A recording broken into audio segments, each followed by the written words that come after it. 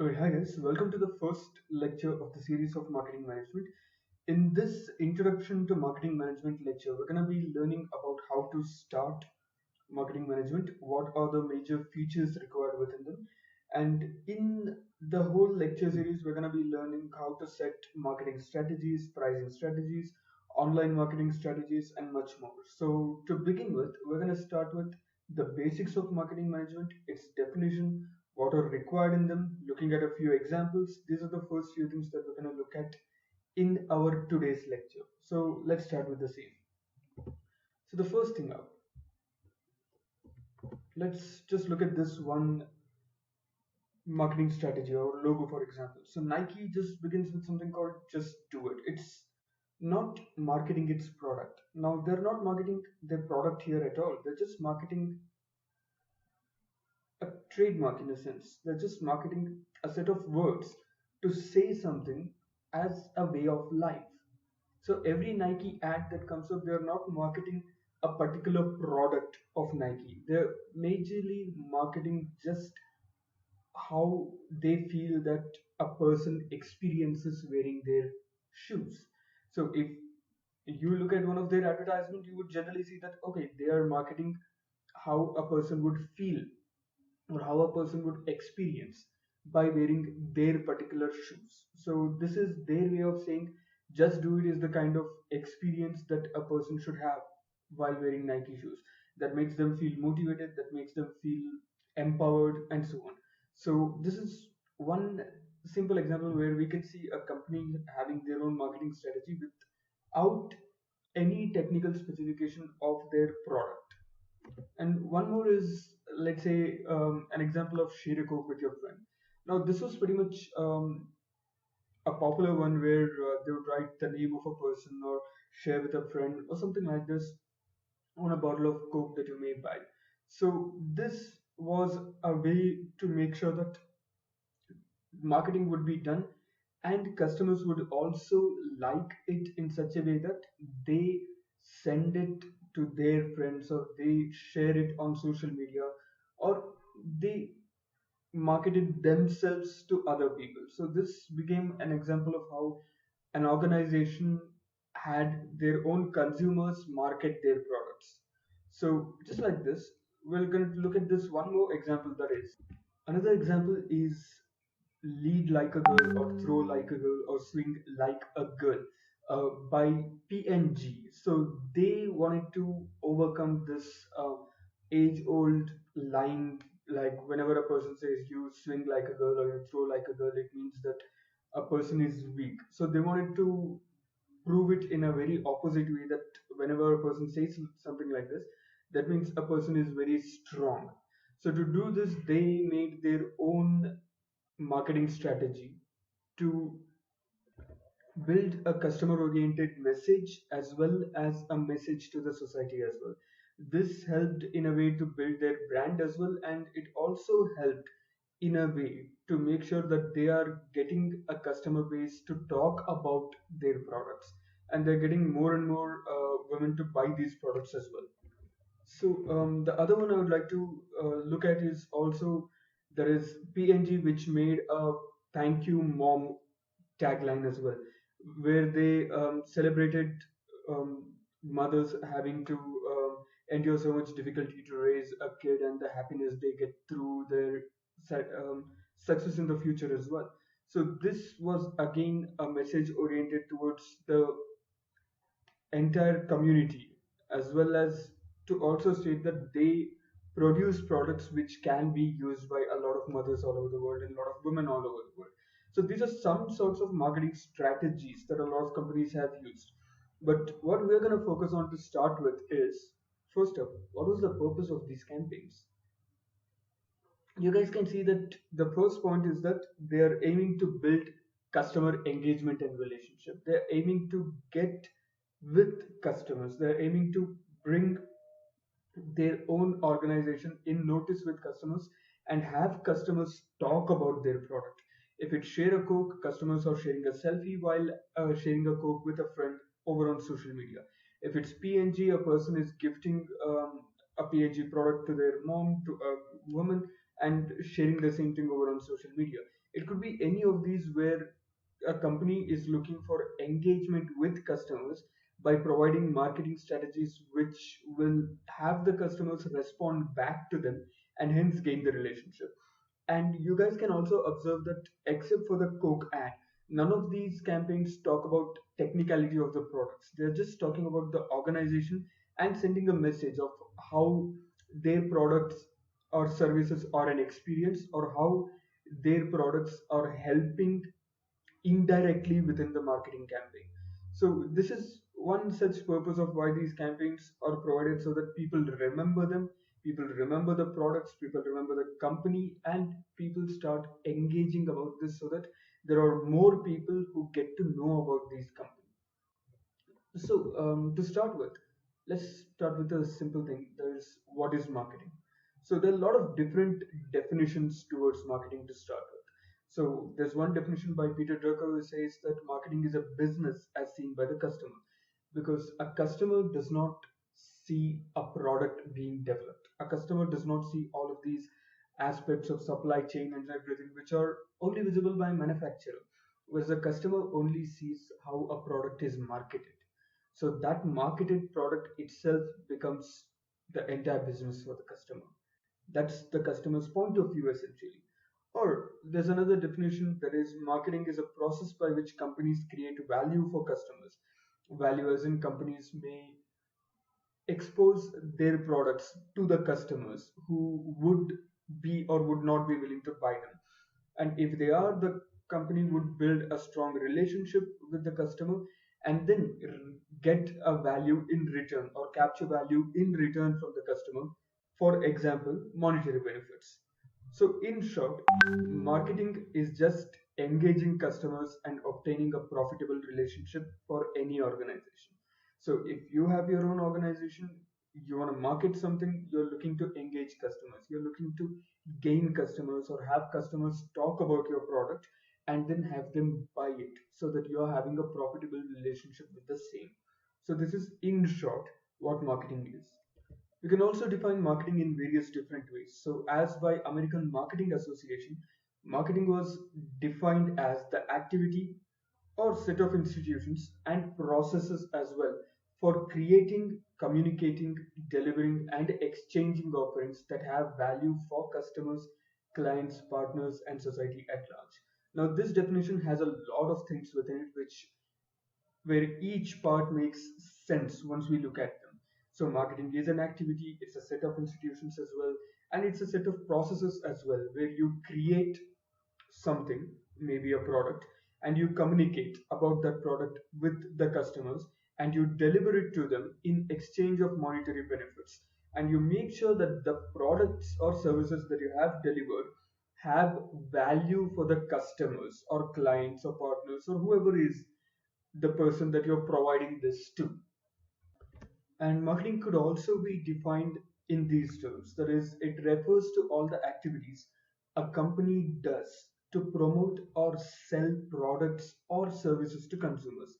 So it can be any sort of activity, something on social media, something on television, print media, or anything where a company does some activity, some effort to promote the product so a consumer views it, and to sell those products or services to the consumers by making sure that they're aware of it. Now, the other definition that can be taken up as well is from dictionary.com, which states that marketing is the action or business of promoting and selling products or services, including market research and advertising. Now, this is an important part because it's not just an action or the business of promoting a product and selling product, because we know that a customer buying a product is also a part of marketing, because marketing encompasses all of this. It has its initial beginning where it starts with the product being promoted till it receives something of value in profit from the customer, that is buying of the product by the customer or selling the product to the customer. This also includes market research and advertising. Advertising, we know that it requires promotion in various ways, But market research is where a lot of companies start figuring out how to market this or whom to market to and so on. That is, who are the target audience, and can we market in a certain way? Are there any environmental or law factors that are limiting us? So all of these are identified as well within marketing. So these are just a few definitions that we have understood so far of marketing.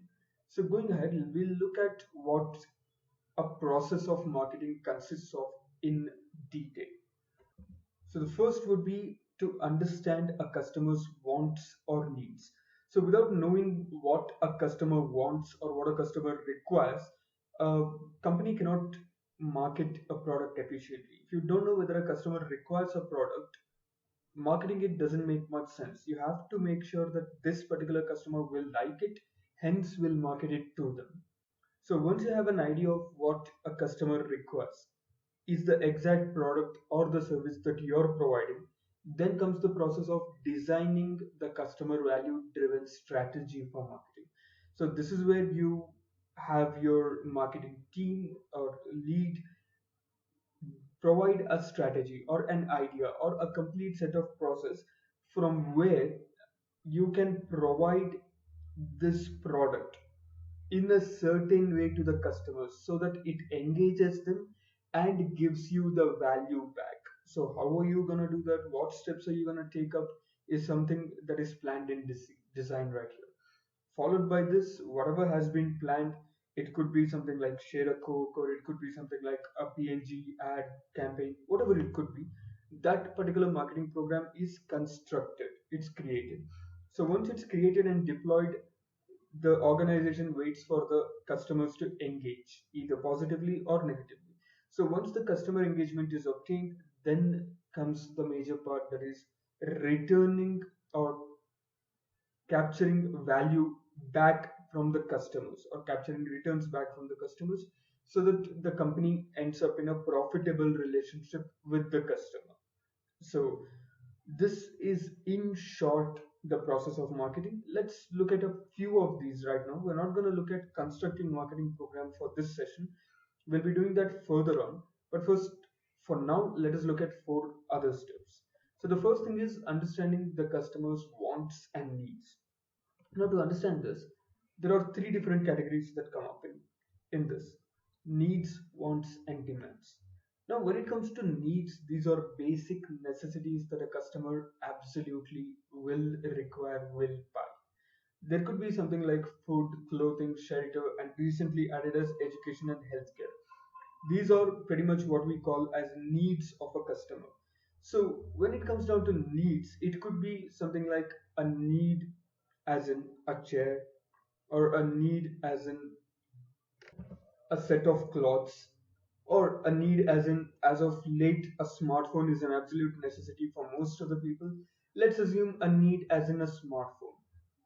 So a customer would put up everything within need, want, and demand. So need is something that's a necessity without which a customer consumer cannot possibly live through their daily life. So want is something that a customer feels like, hey, I already have this, but it would be nicer if I had a better version of this.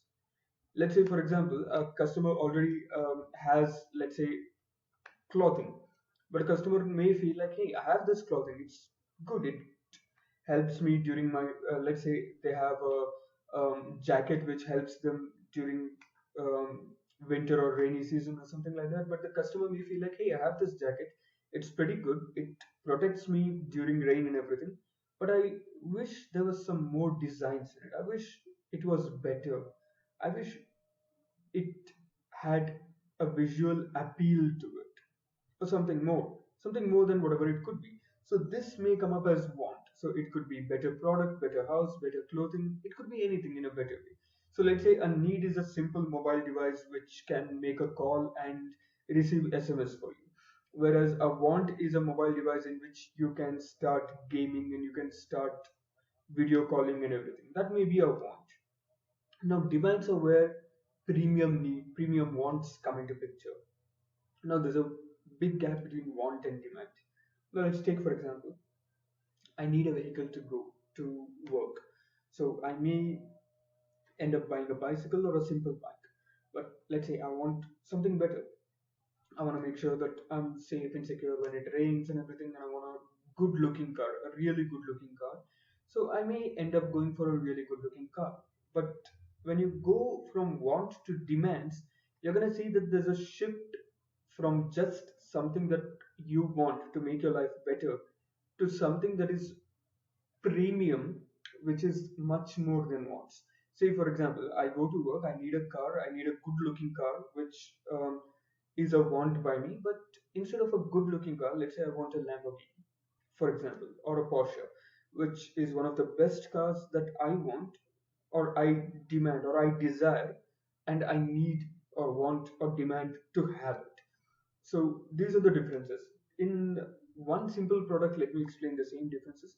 Let's say you have a mobile phone which could just do all the basic requirements, that could be a need. Let's say you want a better one which has more RAM or more batteries, or you can do more things like video call, gaming, and everything, that may be your want.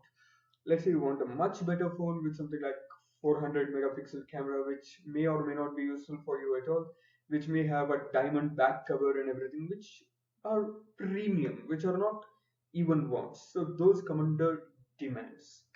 So to fulfill these needs or wants or demands, an organization must first provide products or services to do this. If an organization does not have any product or services which can fulfill these needs, wants, or demands of consumers, the organization essentially cannot market anything. So they need products or services. So once they have the product or services, they start marketing it. Now there's one concept within the same, that is marketing myopia. Now we know myopia stands for a disease or a condition with respect to eyes where a person can see things very clearly which are close to them, but may not be able to see things which are far away.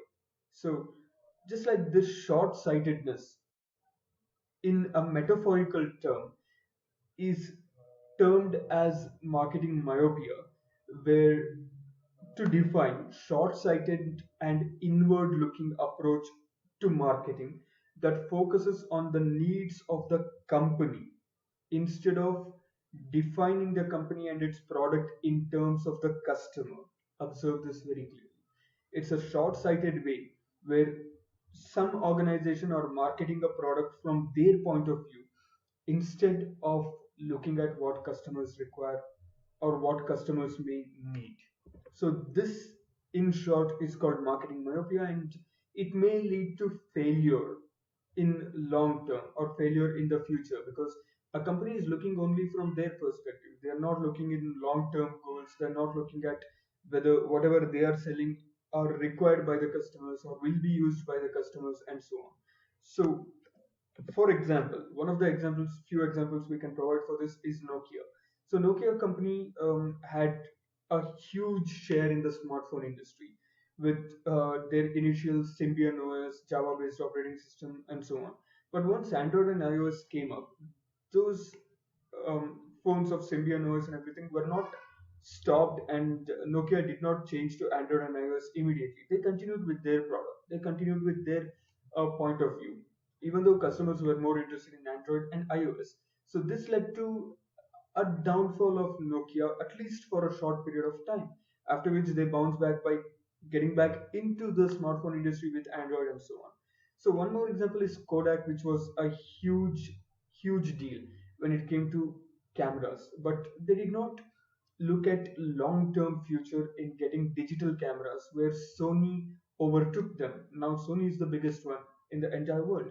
So likewise, you have the search engine that we had as Yahoo years ago. So they did not look at the future, they did not look at what customers want or need or require, and they were essentially replaced by another search engine which took advantage of that. So these are just examples of marketing myopia that we need to know, because as an organization, if we are marketing something, we should always market it from a customer's point of view and look at whether a customer needs or wants it. When we should never look at it from only a manufacturer's point of view, where we may feel like, okay, we have this product, we feel this product is good, we're gonna sell it and market it. We're gonna need to know whether customers need it, want it, or demand it. before we can provide our review.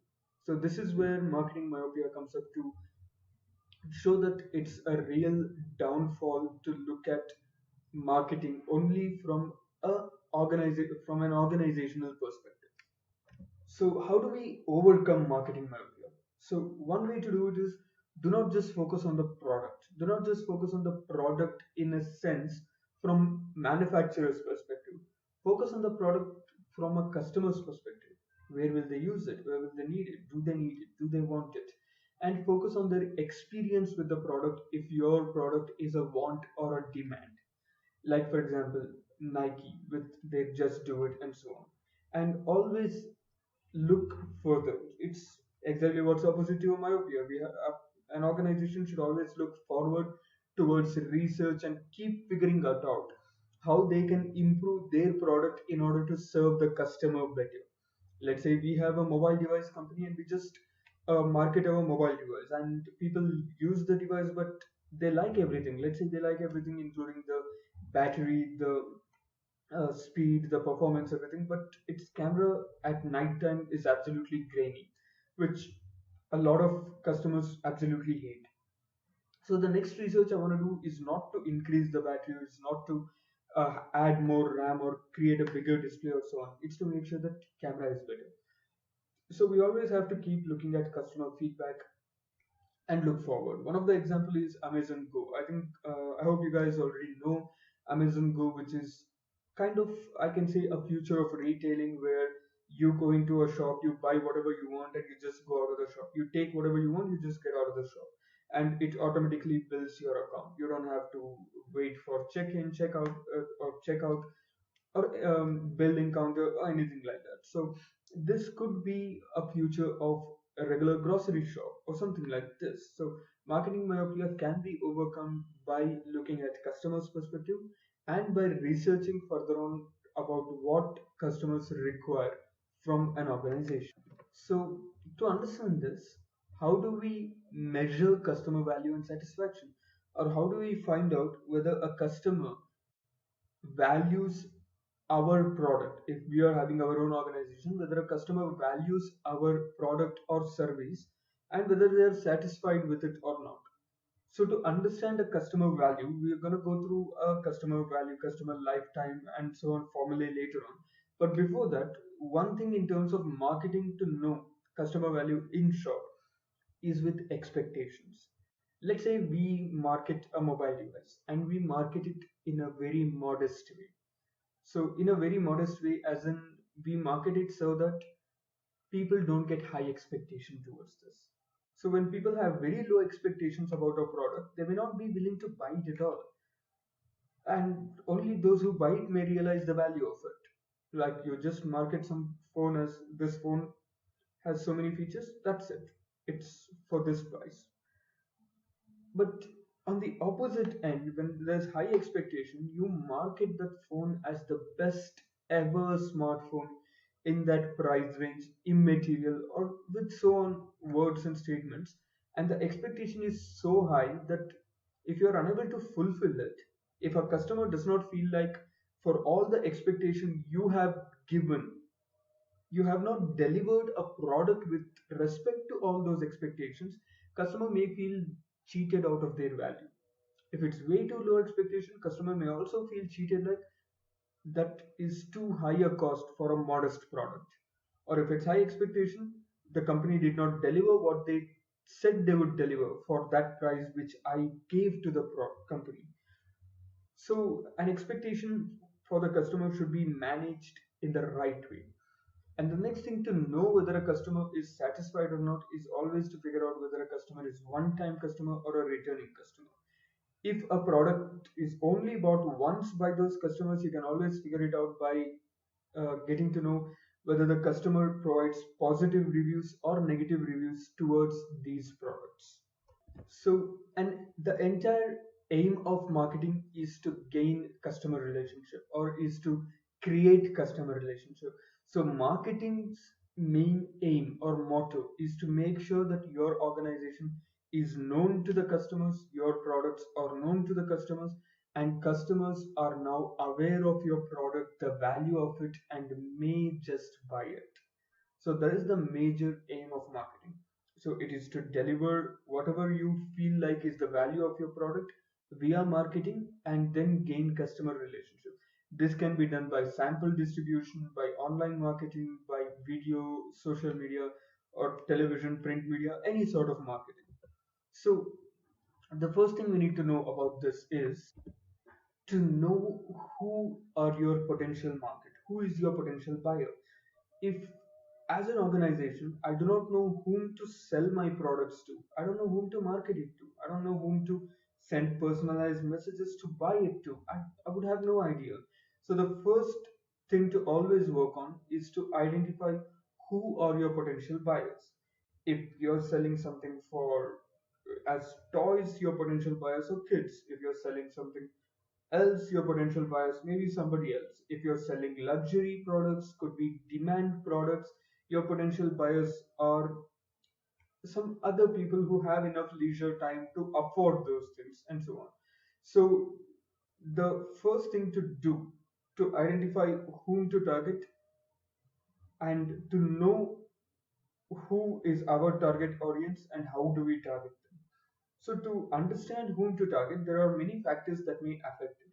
So we also term this as pest or pestle or pest L with LE interchanged as EL as well sometimes. So this is what they mean. So it could be political, economic, socio-cultural, technological, environment, or law-based factors that may affect who your buyers are. Political, economic, socio-cultural, technological, environment, and law-based factors. So let me take just one example out of this to understand. So when it comes to socio-cultural factors, it may be possible that I am affected by what my friends buy, or I am affected by what my neighbors buy, or what my family members buy. So this is something where I am affected by my social or cultural circle around me. So all of these play a big factor in deciding who are your potential buyers. So once an organization has decided who their potential buyers are, they can then market their product or service to those potential buyers. So the next thing is to design the strategy for marketing so that the organization can get the customer value back. That is, in other words, the customer can be profitable to the organization by their marketing methods. So to do this, one of the first things to do is to figure out customer management and demand management. And customer management is where you're figuring out who are your customers, just as what we did earlier on, and targeting only those customers for marketing and communication purposes or engagement purposes. So here, to figure out customer management, an organization must segment their customers. Like, for example, if we have an organization who are selling, let's say, potato chips, so our targeted segment could be teens and people in their 20s or something like that. So these are the people who we will segment out and target. Or if we are selling something like, let's say, walking sticks, so we would be targeting and segmenting older adults. So these are some examples, for instance. And the next thing is to manage demand. So demand management comes up either as over marketing or under marketing, or in other words, demarketing. Over marketing is where you're marketing so much and you don't have enough supply at all. So in other words, if you don't have enough supply, you should never over market. If you have less supply, you can demarket it in such a way that since supply is less, less people can come, less consumers can come up. But some organizations also do it the opposite way, that is, they over market when the supply is less, saying that it's limited stocks and buy it. But this may have a chance that a lot of consumers may feel bad or may feel that they did not get the product and may feel dissatisfied that it was marketed so much but they couldn't get it at all. So there could be some chances. So most of the companies follow this way, where the companies make sure that whatever is in demand or in supply is marketed a lot, and whatever is in short supply is marketed a little less until the supply booms back up again. So there are five major marketing management orientations that we should know. So most of the companies use one or more of these marketing management orientations within their organizations to market their products. So let us look at these. The first one is something called a production concept. Production concept is where an organization is marketing their product mainly by stating the following keywords: that their product is easily available and their product is affordable. These are the two things that the organization looks at: that their product is available for anyone to buy at any time very quickly, and it's cheap, it's affordable. So example for this could be some phones or laptops which may be made in their own country or so on. But the issue with this sometimes is, since the company is looking at production concept, that is, the company is looking at whatever they have produced is for lower cost and so on, they will only keep looking at their particular product and may not look at something that may be further ahead. For instance, research or looking at improvement of their products. So most of the times, let's say you're buying a phone just because you need a phone badly.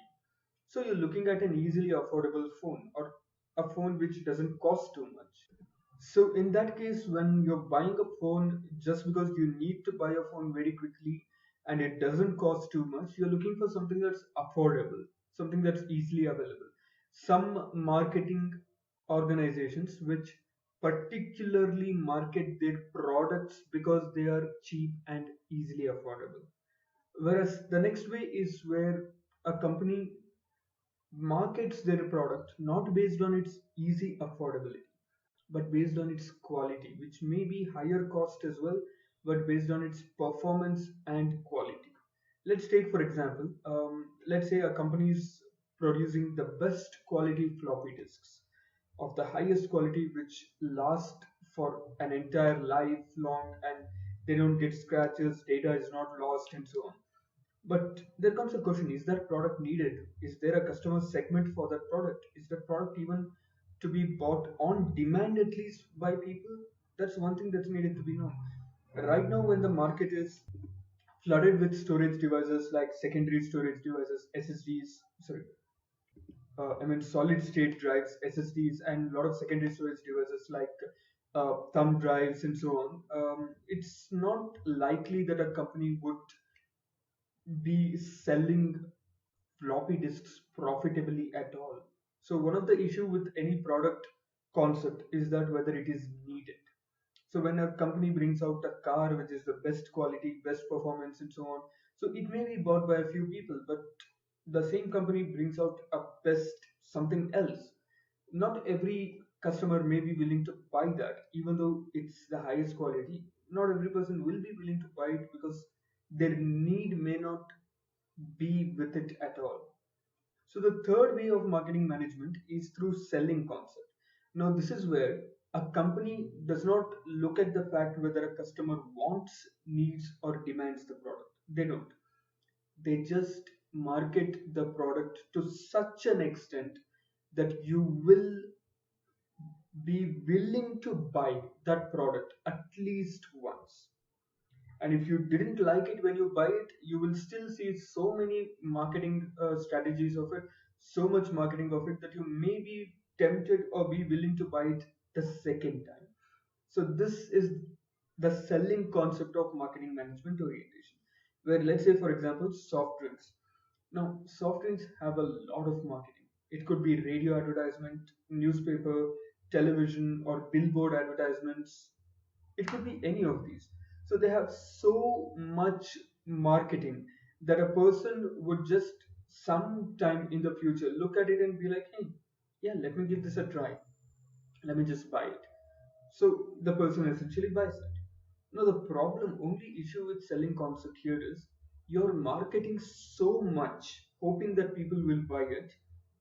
What if you're marketing way too much more? You're putting so much money into marketing than what is coming back from the customer, that's where you go into a loss.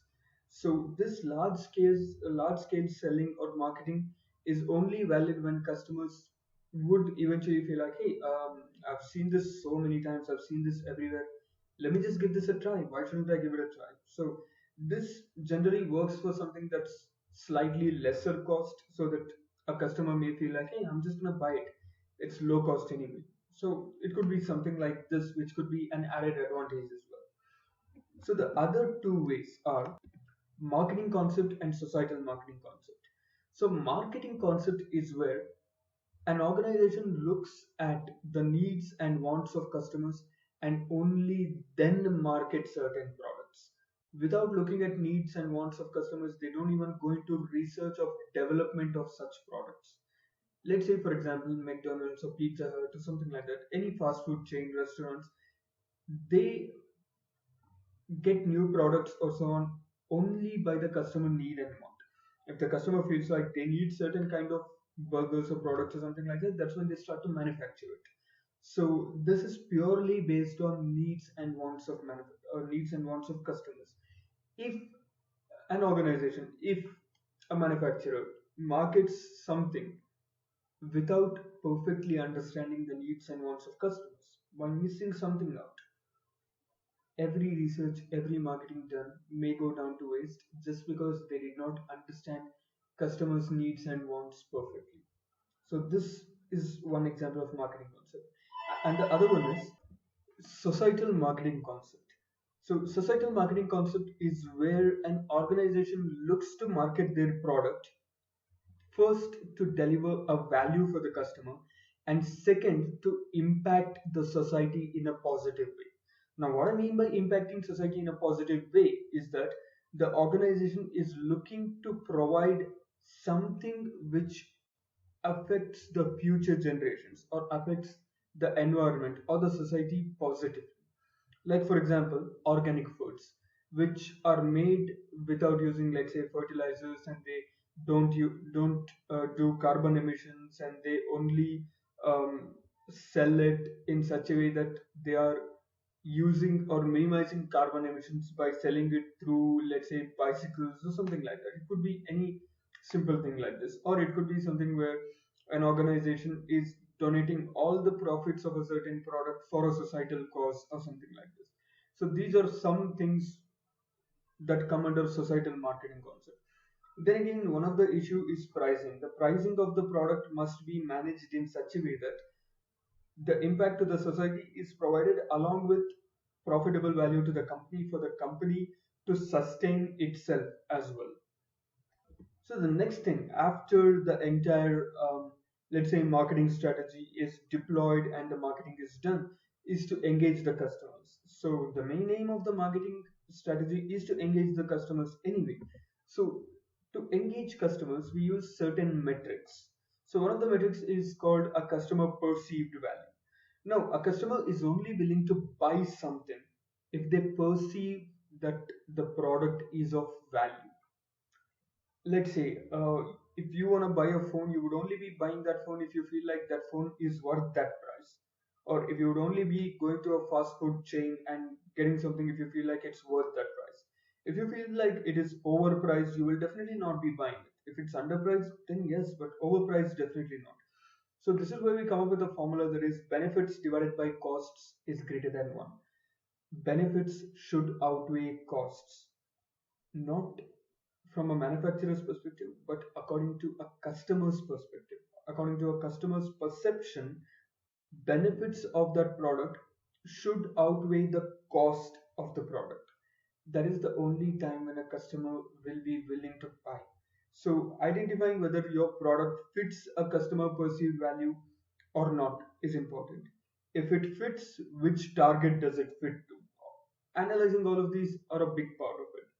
So one of the major part of customer relationship management, because once an organization gets customers, the work of the organization is to retain the customer and have the customer satisfied so that they themselves market your product and so on.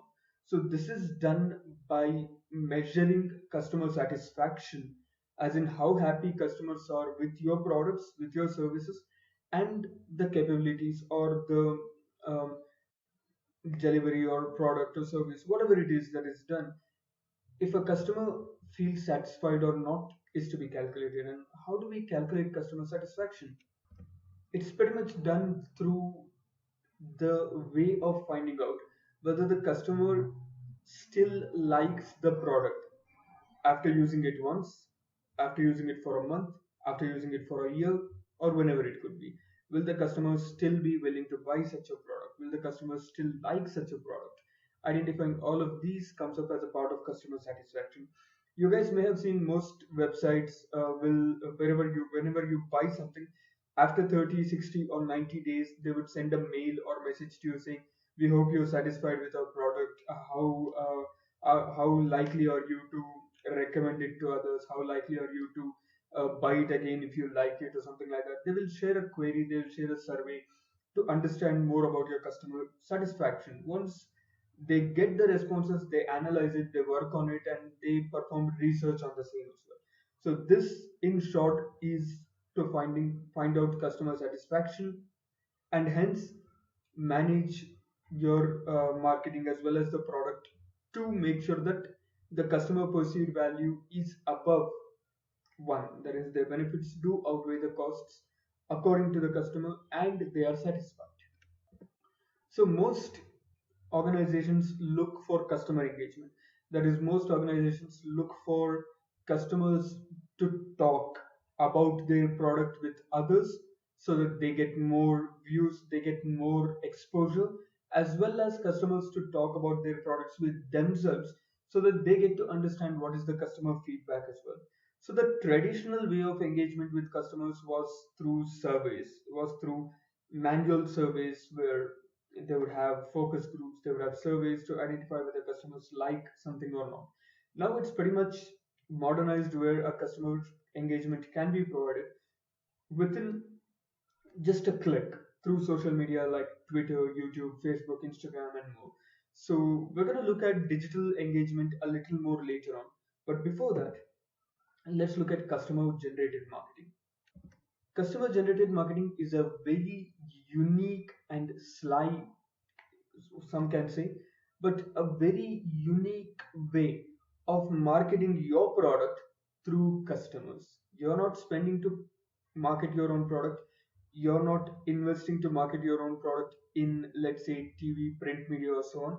You're marketing the product through the customer themselves.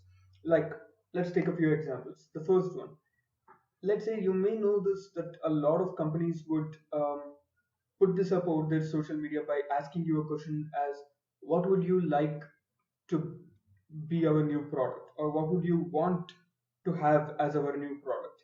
Let us know. The best answer will win something. So when customer realizes that, they start tagging themselves and they start putting it up. Or let's say, for example, you're buying this product, share a photo of you using this product or service with a few people, or share a referral through app or something like that. Let them register for the same product as well, and you get an extra product free, or some things like these. Or generally where companies look to have customers market the company's product and have less effort from themselves but more effort from the customer. But a company can never say to a customer like, "Hey, you're buying our product, we want you to market this product as well." That's when the company will lose the customer as well. So to market something from a customer, an organization needs to put it in a very attractive way. To do this, let's say, for example, let's say we have a coffee shop. So we're going to put it on, let's say, our social media as to, by posting it online, what flavored coffee would you want us to bring up next for the next month?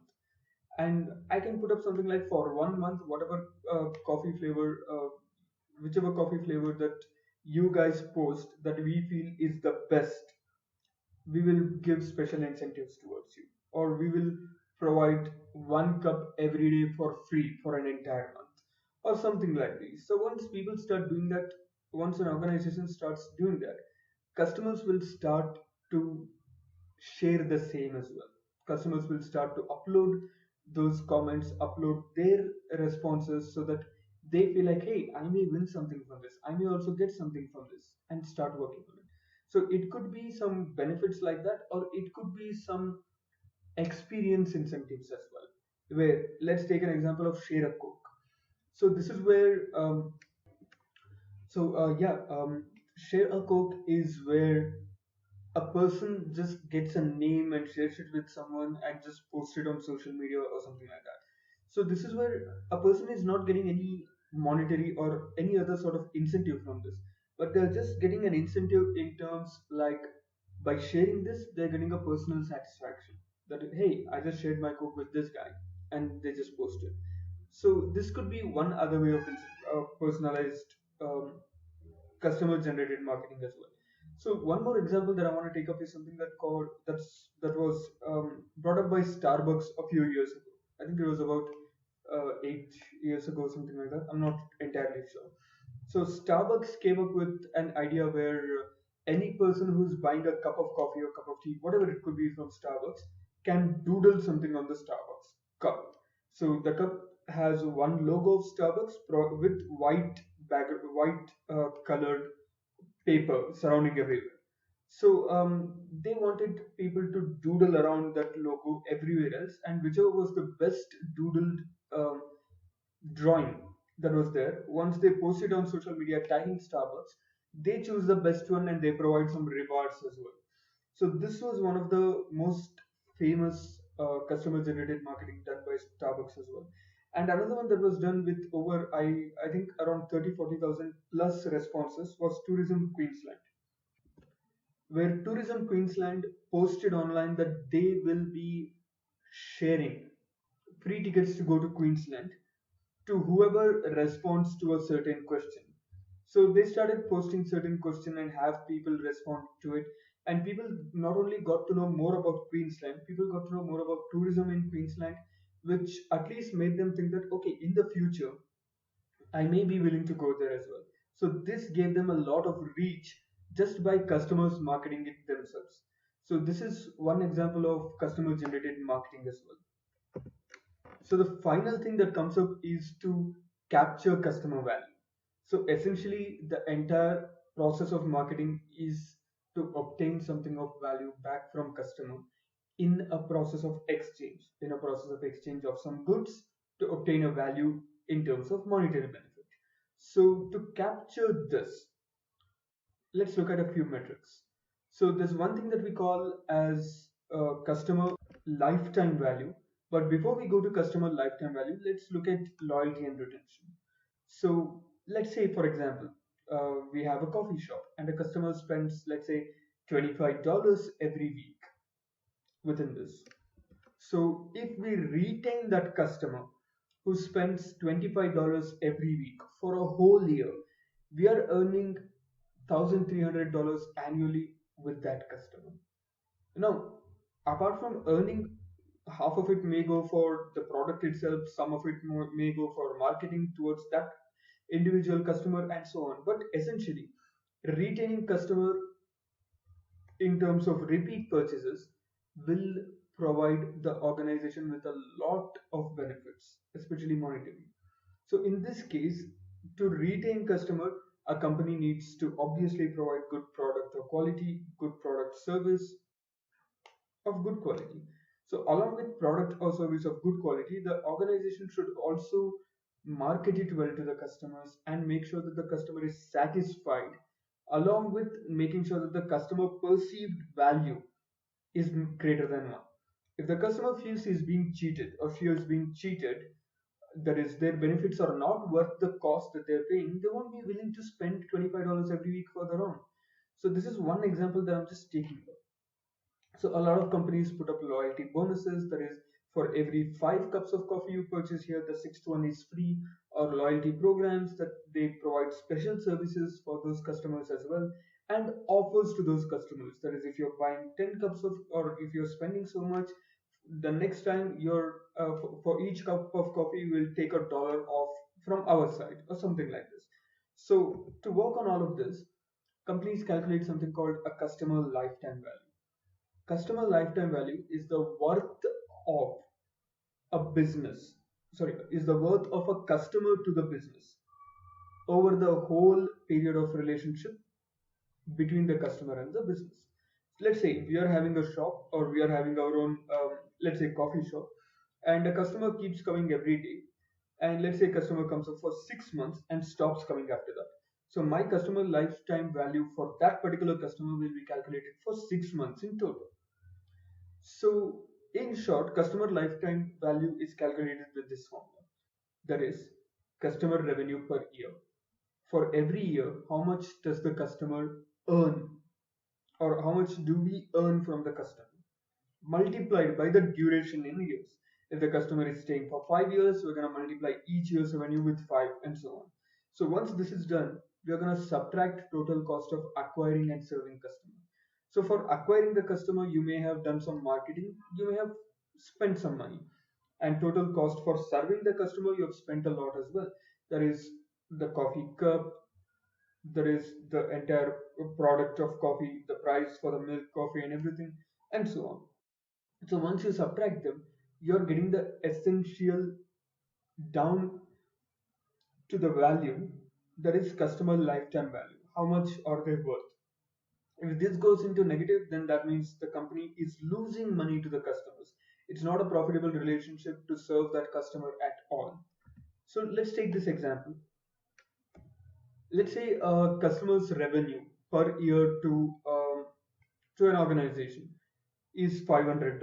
Let's assume that the customer is with that organization or buying products from that shop for 10 whole years. So that makes it the entire cost or revenue obtained by that customer as $500 multiplied by 10 years, which comes up to be $5,000. So let's suppose the cost to acquire that customer is $50 and the cost to serve that customer is 10 for there is $50 per year. So let's assume for 10 whole years it will be $500. So to acquire $50, to serve $500, so total of $550. So now, as per our formula, let's subtract it with $5,000, giving us a total customer lifetime value for that customer as $4,450, which is pretty much profitable. So this makes sure that that customer is profitable to our organization, and this lifetime value makes sense to our organization as well. So the next key concept or key word that we need to know is something called customer equity. So customer equity is essentially the total combined customer lifetime value of all the customers of the company.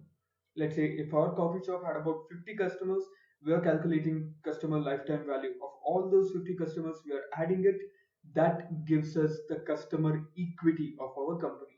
That pretty much defines how much money we are getting so that we can plan spending accordingly, or we can plan whether our product is good or bad, whether customers are satisfied or not. So all of these can be understood even by customer equity. So moving on, the next part that I would want to focus on is called age of digital marketing.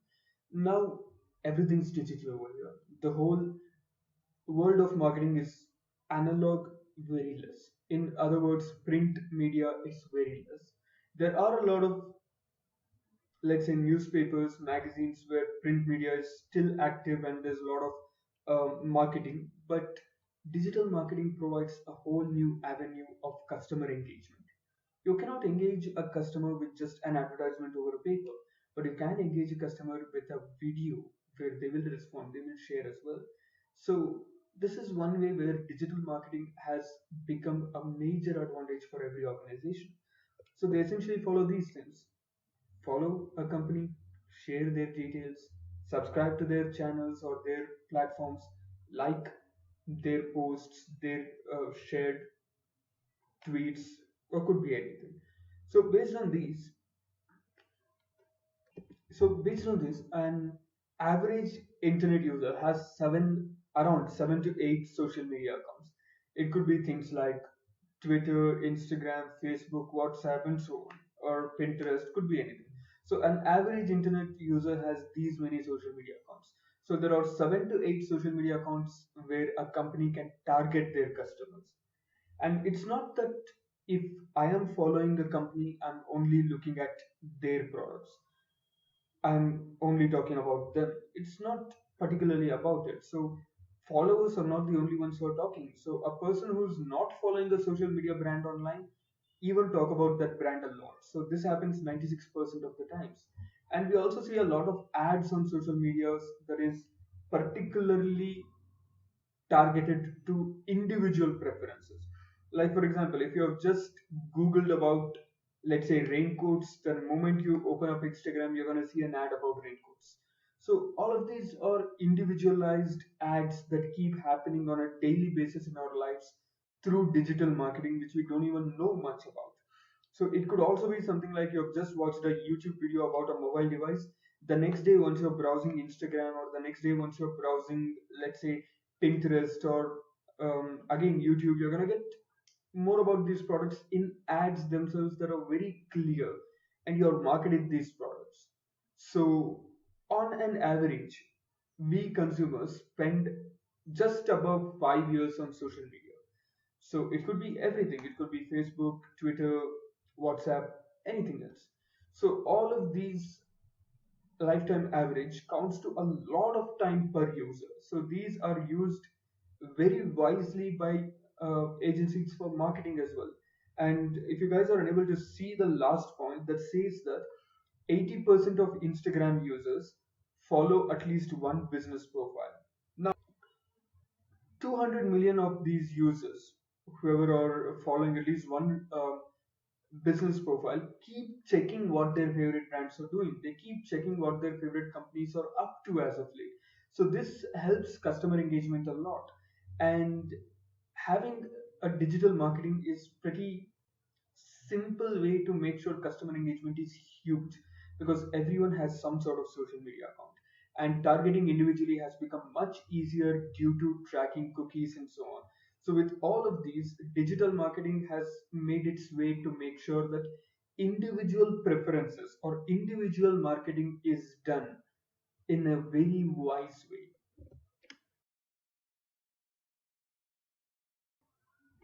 The other thing we need to know is that in YouTube, every month there is more video being uploaded than three major broadcasting networks in USA over the course of last 60 years. So that's a huge amount of content, and a lot of it is about marketing as well.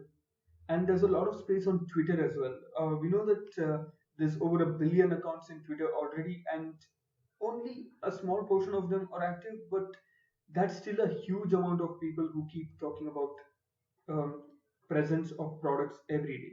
So social media is pretty huge for marketing. And back in 2017, 3 years ago, $35 billion was spent only on social media ads, which is pretty huge. But coming up to these times, sometimes sensible spending looks more obvious. Let's say, for example, let me take two to three examples. Back in 1920s, when there was Great Depression, people started spending sensibly. They did not buy anything more than needs. Or during the world wars, people started spending very sensibly. And even now, in 2020, due to this COVID-19 situation, people are spending sensibly. So there's more requirement for some customer needs more than wants and demands. There could be some requirements for wants as well, but there's more for needs and wants than demands at this point of time. So apart from these, there are some other ways for marketing as well. A lot of not-for-profit or non-profit organizations do marketing as well. You guys may have heard of this ALS Ice Bucket Challenge, where people throw a bucket of ice cold water on themselves for awareness of the disease that is called ALS, and to provide or to make it to provide awareness, as well as to provide funding for the research to cure the same disease as well. And World Wildlife Fund as well did something similar a few years ago by this hashtag last selfie over on social media. They did this by providing a set of tweets called last selfie with extinct or with endangered animals photo in them, and stating that let this not be the last selfie of these animals. So to provide awareness about environmental protection. So there are a lot of marketing done in non-profit organizations as well. Apart from this, there's a lot of sustainable marketing as well, where a lot of companies provide going green marketing, and a lot of companies do marketing stating that every profit obtained from this particular marketing, from this particular product, will be donated for a good cause. Like, for example, funding research against funding research against cancer, or for the cure of it, or so on. So this is where we're going to stop introduction to marketing management over here. In the next session, we'll learn more about marketing strategy and how to have a customer engaged through a marketing strategy.